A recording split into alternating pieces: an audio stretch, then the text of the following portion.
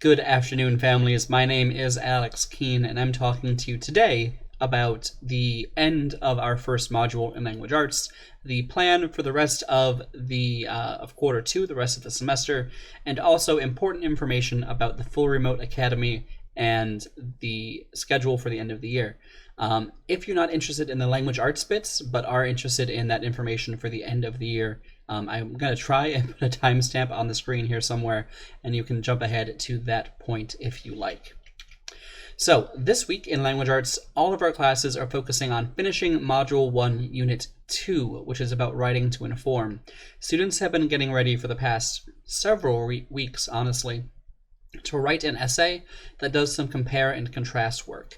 The specific topic for each class is going to be slightly different based on who their teacher is and whether they're in an honors class or a standard class, that type of thing. But all of us are getting to the point where we're going to be writing essays probably on Thursday and Friday of this week. That's going to be our first formal grade for quarter two. So that's going to be super important that students are prepared for. You can check if your student is prepared and help them get ready by asking to see their pre-writing organizer. Each of our classes have been working extensively with a series of organizers to help them get ready for this activity. Ms. Hickey's class and my class are using one that is found in our purple workbooks on page 108 through 111. The other two classes, Ms. Barnes and Ms. Kerr, are working with a slightly different organizer, which isn't in the workbook, but still, your student should be able to show you those organizers with full of like text support and thesis statements or focus statements, as we're calling them right now. You should be able to see that, if not all the way filled out, then pretty much filled out at this point in the week. If your student doesn't have that stuff done, that is something that they should definitely be focusing on before your class gets to take the assessment. I should note that some teachers might be getting to the assessment tomorrow or maybe on Friday and Monday, just depending on where we all are in the overall schedule. But most classes will be Thursday and Friday of this week. Which means it's time to talk about Module 1, Unit 3, which is going to be the end of this first module where we're working on A Long Walk to Water. This will take about 2 weeks. It's a very short module. It is going to run roughly through November 6th, and there are two main things we're going to do in that span of time. First, we're going to finish reading the novel. We're going to finish working with A Long Walk to Water. And second, we're going to do the performance task for this module. A performance task is meant to be an activity where students, as opposed to writing an essay or taking a test, show what they know by doing something, by making, by building, by creating. And this time around, they're going to be asked to write a children's book that focuses on the experiences of a lost boy or lost girl from the Sudanese Civil War. Students, I think, are really going to enjoy that, and we're looking forward to doing it in class. All of that will be done virtually with the Book Creator app, which many students are already familiar with, but if you're not familiar with that yet, students do have access to it, and they can play around with it a little bit just to kind of, get used to it as we get in here to the end of the module.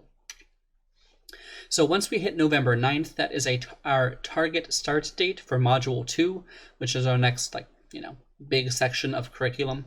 That date might move forward or backward by a couple days, but we're pretty confident that around November 9th we'll be starting this module. It focuses on the Harlem Renaissance, which is a really fascinating period of American history where there's this explosion in Black art and Black culture. It's part of where where Black artists and authors started to decide that they should stop trying to emulate white culture and have their own thing, and it's where it's kind of the roots for a lot of popular culture today, and so it's really, really exciting to do some of that work. It has 3 main units. The first one is focusing on poetry and history, like what was going on, what were people talking about, and we're getting introduced to literary criticism by talking with poetry. Unit 2 is going to be talking about what was going on socially and politically at that point in history and like why the Harlem Renaissance started to happen. We're also going to get a little bit more focused into the idea of literary analysis, figuring out what authors are doing and why, how their choices affect the reader, that type of thing, which is a really key skill for 7th and 8th grade. This is kind of the turning point where reading class starts to morph very, very intentionally into more like a literature class like you'll see in high school. So that third unit then is going to focus on legacy and impact. So like what are the lasting effects of this movement? So in unit 1, the major assessments are going to be test-based. In unit 2, they're going to be asked to write a literary analysis paper, an essay, much like the one we're doing right now. And the performance task in unit 3 is going to focus on making an exhibit of stuff from the Harlem Renaissance and also some contemporary pieces to discuss the impact back and forth. We are very, very hopeful that we'll be able to share some of those products with you at the end of the module, so keep an eye out for that. I promised you some information about the Full Remote Academy and the timeline for the end of the year, and here is that information. First, I'm going to talk about the Full Remote Academy. The Full Remote Academy is the cohort of students that opted in to being full remote like we've been doing for the past several months, all the way until May, no matter what other decisions the district makes. Students opted into that back in August via parent or guardian request. It's really easy to tell if your student is in the remote academy or not. If they have me for language arts, then they are in the remote academy. If they don't have me, then they are not. And so here's what that means. The district decided a couple weeks ago that middle school students would be going back to in-person learning for Plan B on November 23rd. So what that means is that any student who is not in the Full Remote Academy has been assigned to Cohort A, B, or C. Cohort A will be in person for that first week and then virtual for 2 weeks. Cohort B will be virtual for the first week and the third week, but in person for the week in the middle there, and so on. Essentially, there's a 3-week rotating schedule, and each student who is not in the Full Remote Academy will be in person for 1 week out of every 3. Those other 2 weeks will be virtual learning, more or less like we're doing now. We're not quite sure what that's going to look like yet. There are lots of possible options. If your family has decided that your student no longer needs to be in the Full Remote Academy, or if your family is deciding that your student needs to go into the Full Remote Academy, we can make that change at the semester switch. So over winter break, we can reschedule students, get them new teachers and new classes, and kind of reconfigure everything so that students can be where their families want them to be. If you're currently in the Full Remote Academy and want to stay there, you don't have to do anything. If you're currently not in the Full Remote Academy and don't want to go into it, again, you don't have to do anything. But if you want your student to switch, you need to email the school counselor. Her name is Miss Lyles.